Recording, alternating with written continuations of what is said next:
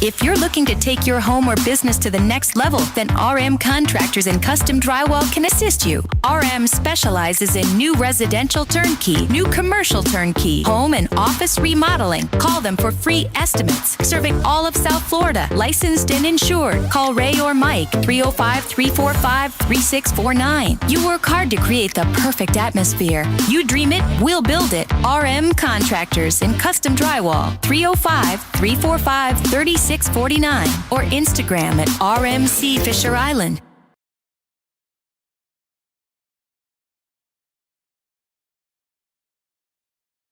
There's just one place to get our lowest payment on the new 2024 Acura ZDX, $299 a month. It's the Season of Performance event at Acura of Pembroke Pines, #1 in the USA.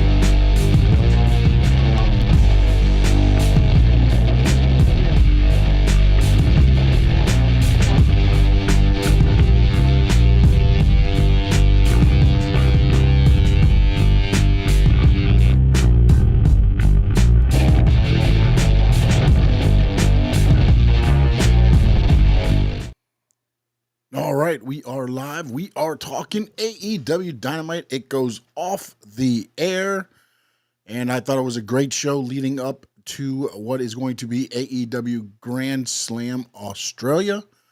This show was actually recorded last night in Austin, Texas, replayed tonight. Again, another thing that they're doing with this Grand Slam. Not necessarily agree with the logistics of everything, but it is what it is.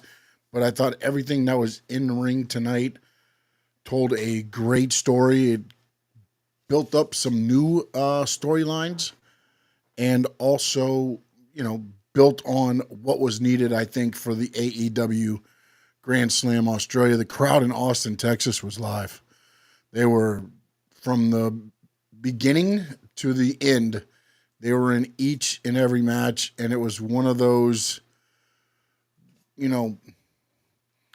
shows where I knew the results, but I was still pleasantly surprised by the in-ring action. There's a couple things, again, my personal opinion, I maybe not have done, maybe not in, and we'll dive into those. I got started with Max Caster, came out, did his Take on the Best Wrestler Ever challenge, and of course, Hangman Adam Page answers, goes out there, basically destroys Max Caster. I love this reaction that Caster's getting. They ended the Acclaimed. We haven't seen Bowens or Billy Gunn lately. I'm sure they'll be back. They'll be figured into plans maybe after the Revolution pay-per-view, which I believe is March 9th or March 1st, somewhere around there. Something like it's the beginning of March. But I know that Bowens has been, active on social media and things like that, but I love the reaction Max Caster's getting, and I love the thing that they're doing. It kind of reminds me what WWE was doing with Da Vinci, but Caster is pulling it off more because also I think he has that more of a slimy feel to his character, if that makes sense. Even when he was in the Acclaimed, with the raps and the different things where he went off the edge on things, I thought that was a good build for him. And then to watch him get beat by Hangman Page again, just like he got beat by Roosh. I like everything that they're rolling with this whole Max Caster thing and where it's going. And again, good match for Hangman Adam Page. He gets his stuff in, so there went that way. Swerve and Ricochet, they did a promo package of them going at it again with each other. I do love the fact that they had Nana kind of go at Swerve a little bit and says, why do you have to make everything so personal? Remember, everything he does, it always feels like there's that touch of personal. I mean, look, him and Hangman, right? He broke into Hangman's house and made it personal. Then Hangman burns down his house.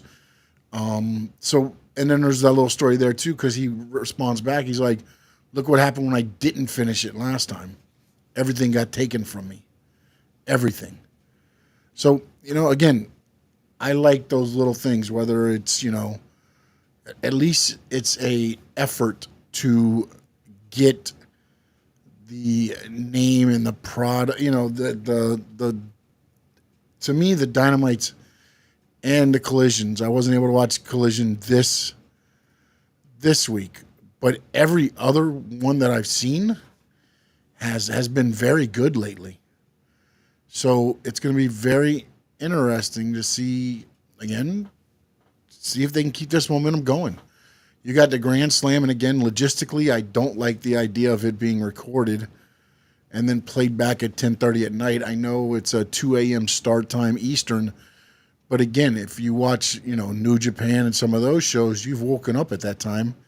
Why couldn't they have aired it on Max Live, which is their streaming? It's not like you're streaming it on, YouTube TV or something like that. It's Warner Brothers, parent company's streaming method. So that's my only, thing there, but I've dived into that enough. We had Undisputed Kingdom come out. It was interesting to do the separate interest for Adam Cole. And then it was against the Death Riders, the Trios Championships, Yuta, Pac, and Claudio. Great match. Great Trios match. This is what this division needs to get these titles built back up. Ultimately, a lot of great close falls. The low blow roll up by Yuta on Kyle O'Reilly. And then they start beating him down. Daniel Garcia, Daddy Magic, Angelo Parker comes out. And again, now you've got these trios, and good trios, by the way. It's not just guys thrown together. You've got the Undisputed Kingdom. You've got Shane Taylor Promotions. You've got Daniel Garcia, Daddy Magic, Angelo Parker. So you have a pretty good little trios roster set up to where, it could be interesting and something that they can look at and make these titles more relevant once again, because I feel like they kind of got lost for a little bit with this Death Riders angle and everything, but now watching them get defended in the style that they got defended tonight, not just against enhancement talent and they beat them down and the Trios Championship goes, no, but in a good, hotly contested match, and ultimately, the Death Riders pulled out. Whether they cheat or whatever, that's neither here nor there. It's the fact that they're being defended in that light. They did a Cope and Jay White. They show Marina Shafir walking in the locker room. Mox right behind her. Mox gets hit with a chair by Cope. Then Marina Shafir gets pushed into like a bathroom or something. They close the door, and then they bring in bolt cutters and cut the case off of her wrist, and then they leave. So, again, I like this little thing. Again, it's building up for Mox versus Cope, and then also building up for the tag team match at Grand Slam Australia this Saturday night. You had the MJF promo. Paige interrupts. MJF, just talks down to Paige, just runs him down a little bit. Paige just kind of stays there. Renee goes to interview him at the end when MJF walks away, stops her, and then they go to the ring. And it was another trios that could get thrown in once this whole thing with the Patriarch is over. Samoa Joe, Hook, and Shibata, now they're going by Ops. I guess they're being called Ops. That's what Joe used a bunch today. Joe they beat some enhancement talent down. Joe gets the mic, challenges the Patriarch to next week. I did not see anything come across yet. I haven't been on social media a lot since the show ended, so I don't know if something else has been added there, but that was... I like what they're doing there. Again, there's a lot of unfinished business with the Christian Cage, Samoa Joe led groups, and it'll be interesting to see how they work this out because Christian Cage has not really been that involved in matches. He's been around and he missed the thing. Sean missed the show. This is Tony Zags missed the show tonight, but do you think Cope takes the title from Mox? Well, I don't know what way they're going to go with this. I want to see a little bit more of the build once Grand Slam is over this Saturday. I want to see the individual build because Moxley, at the end, I'll just go into it now. They cut another promo and they tell Moxley, if you want the case, meet us in the ring. Then ultimately, Edge brings out Spike. I don't know if you remember that. That's that little 2x4 that had all the nails in it and everything from his WWE days. Brings that out. He's going to smash the case unless Jon Moxley accepts his challenge for Revolution in March. Ultimately, it comes down to it. He accepts the challenge before he takes a swing at it, and then Death Riders hit. Moxley ends up with Spike kind of aimed at Jay White, and Edge spears him and kind of leaves it laying, and then Jay White jumps on the microphone and says, before you defend your title, because Moxley did accept, before you defend your title against Cope at Revolution, we're going to put you and the Death Riders in the ground at AEW Grand Slam. So it all added up to a good show and a thing that's pretty good adding to AEW, Grand Slam Australia. They have, I think it's like, they got the 2 tag team matches. They got Okada and Matthews and the 2 women matches. So it should be a pretty good little, collision on steroids this Saturday. Jericho was the next promo, no doubt. How you doing? Dad, I see you in there. We did get a Spike showing. We did. Jericho promo. This is where I think Jericho is very good. And I don't mind seeing Jericho every week on my TV. I do mind watching him wrestle every week on my TV. These are the things of the promo. And then he's like, Bandito, the bad apple didn't get the job done, but now I'm going to triple it. And as a matter of fact, I'm going to take you out. It's a showdown next. Meet me in the ring. And then Renee Paquette gets yelled at by the bad apple saying, don't you ever embarrass me in front of Chris Jericho again. So I love what they're doing there. Then the showdown comes out and they ring this bell and they turn around and they're back to back. And then they take like 5 paces. They get to the corners. The bell rings again. They remove their hats. And then Bad Apple is there, grabs Bandito's leg. And then they start to beat down. The Outrunners come out, of course, and do their normal weekly run-in on Jericho and Bad Apple. They start fighting away. Big Bill slowly walks down with the wanted poster for Bandito. Looks like he's going to collect it. He goes in. He picks him up for the chokeslam. Hobbs' music hits. Hobbs comes out. Bandito kind of does that kick in the corner. Spine buster to Big Bill. They leave Big Bill laying in the ring. So we'll see where this goes now. Because, again, this match has been building. It's Big Bill and it's Hobbs. It's been building, and tonight Hobbs got one over on him. I already just covered the whole thing. They did the Dustin Rhodes promo, and he gets the Austin, Texas crowd riled up, ready to go. Tells, MJF he brought the devil with him. MJF's, they go back out to ringside. MJF's music hits. It's MJF versus Dustin. I loved the back and forth, and I loved the action, but I did feel it went a little long. Dustin should have gotten his stuff in to me, and again, I don't know where they're going with this because I did see Dustin send out an X later on saying this isn't over.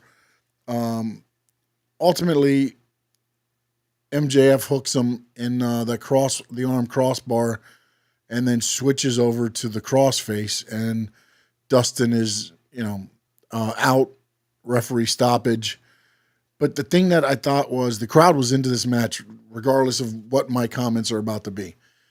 I felt like MJF had a little too much trouble beating Dustin Rhodes. And again, I felt like Dustin should have got a lot in the beginning. MJF, struggling, which he did. And then, MJF take over. Then you get a couple hope spots in for Dustin. And then ultimately, however you want to do the ending, if it was that ending or whatever, I just felt like it went a little bit long. But then MJF jumps back on Dustin, and Hangman Adam Page comes out. And again, I said this, I think last night with Frankie on the Square Circle Digest, was I felt like Dustin is in this match just because he's going to get beat down and Page is going to save him.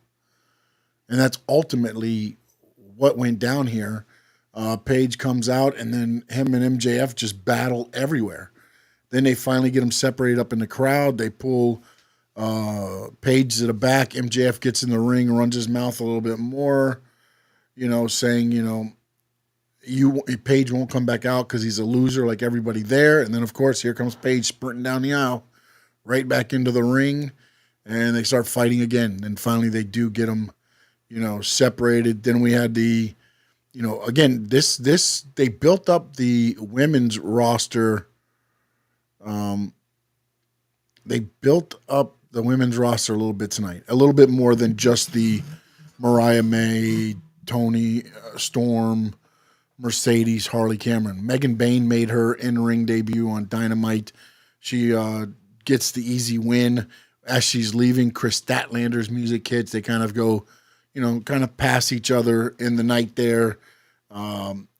She goes out to do her match against Penelope Ford, which was a good match, a good back and forth match. There's a couple sloppy things on the kickouts and some minor things there, but a great match by both. Statlander gets the win, and then Megan Bayne starts walking down the aisle. Statlander's kind of hanging out on the apron. Ford hits her from behind. Megan Bayne then picks her up and F5s Statlander outside the ring. So ultimately, I believe that's going to be the next, kind of mid-card ladies feud, which one of them, and it'll probably Megan Bayne, will advance to probably, move on up the card there. Harley Cameron, she did her promo. She's fantastic. And I'm starting to kind of go with Frankie on this, and why not give her a title, man? Why not give her the title? But again, I believe the only thing that Mercedes has to worry about is, okay, I do the job, I do the honor, I pass the title on to Harley Cameron. What's next? With what Mercedes Moné has done, Harley Cameron beats her. Harley Cameron needs to be elevated.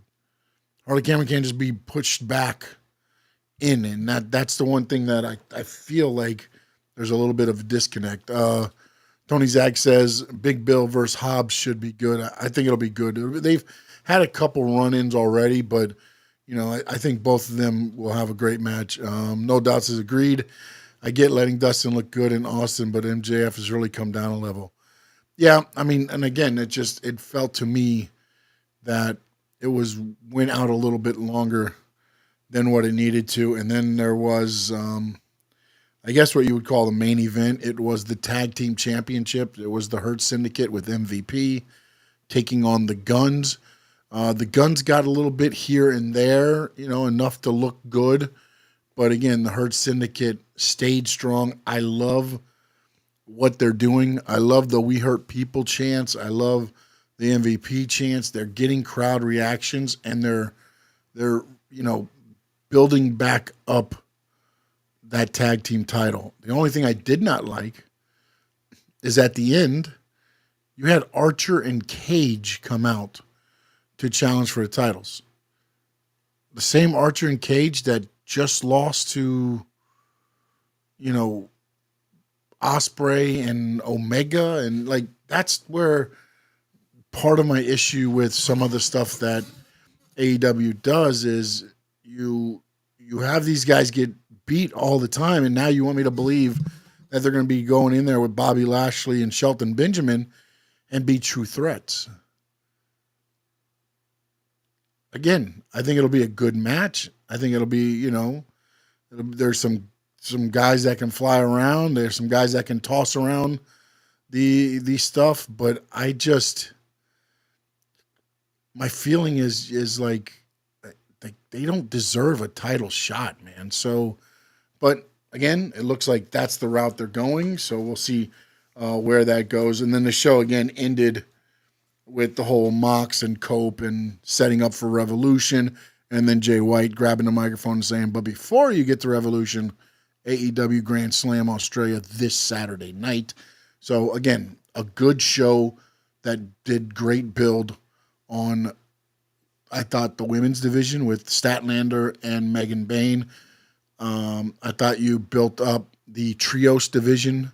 I thought you showed how strong the tag team champions are. And the promo packages set up everything else throughout the night. So I thought all in all, it was Mariah May also did a very good promo where, Mariah does it better with Toni Storm. So we'll see, where that ultimately leads. Will it be a Toni Storm win in Australia, or do we get Toni Storm chasing again? Me and Frankie also disagreed on that. And if you did not hear our picks for that and NXT Vengeance Day, which is Saturday as well at 7 p.m., make sure you check out the latest edition of the Squared Circle Digest. It has been posted. Tony Zag says, No Doubt says, we hurt people is fire. Great motto. Need better shirts. I think you'll get better shirts as you go. That's kind of the shirt style that, the MVP shirts are usually like that with the Hurt Syndicate, the way they did the Hurt Syndicate one. So I think ultimately you'll start getting a little bit different design now that they're in AEW. But we'll see.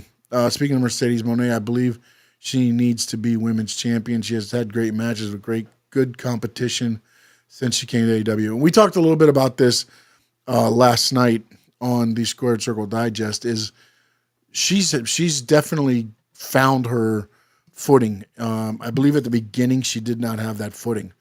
The problem that I see with what's going on with Mercedes Moné, she's a great performer, a great champion, and she can elevate all the way up to her match. The problem lately has been, Chris Statlander, very close to beating her. Mercedes Moné wins. What do they do with Chris Statlander? For 3 weeks, you didn't really see her that much. Now they brought her back out with Megan Bayne. Shida, very close, Mercedes Moné pushed her up to the top. The match happens. Shida loses. Where's Shida?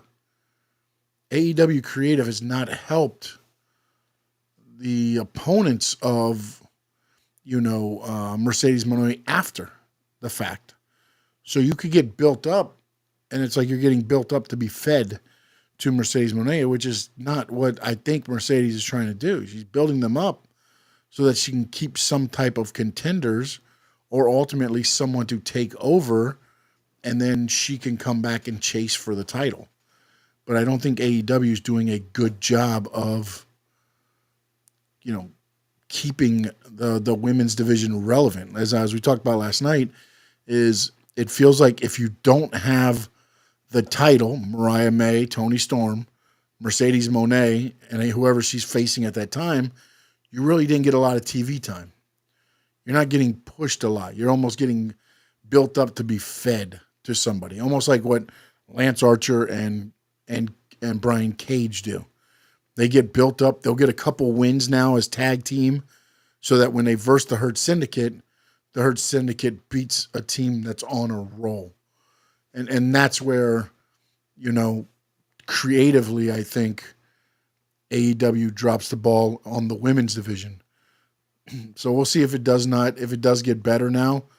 I feel like a lot of the other elements of AEW has gotten better. Their shows have improved. Their build-ups have improved. So ultimately, we will see what happens and Andy going forward. Don't forget you can follow me at Stanley_Media11 on X and also on the Stanley Media House Network Facebook page. Just go there, look up the page, and follow along, like the page. And on Stanley Media House Network on YouTube, you can join in on all of the talk, the Squared Circle Digest, the breakdown of the shows after the recaps.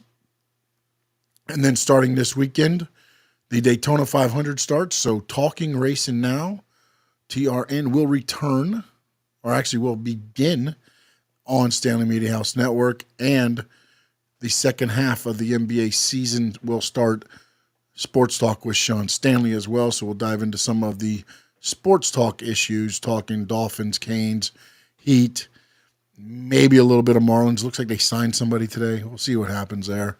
And Panthers. So a lot going on here on the channel. Please hit that subscribe button. Get it out there. Share it. I appreciate you. Tony Zags, no doubt.